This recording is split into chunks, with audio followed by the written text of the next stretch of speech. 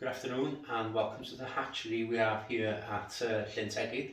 This is part of the Life D River project. So what we have here is a small tank with approximately 400 brown trout eggs.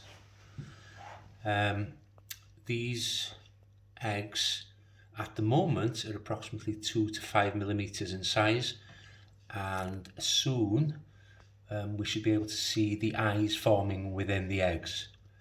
Unfortunately, every egg won't survive in the tank. So as you can see, there's a few white ones which tells us that they're already dying or dead.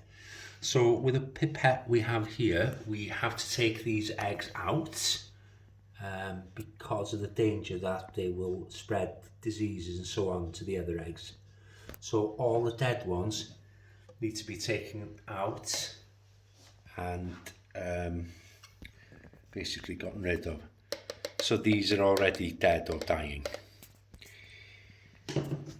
Over the next week or so, hopefully, because of the water temperature and so on, these eggs will start to hatch.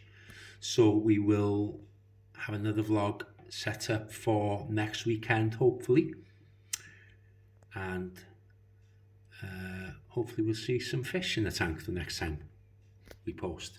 Okay, thanks for now.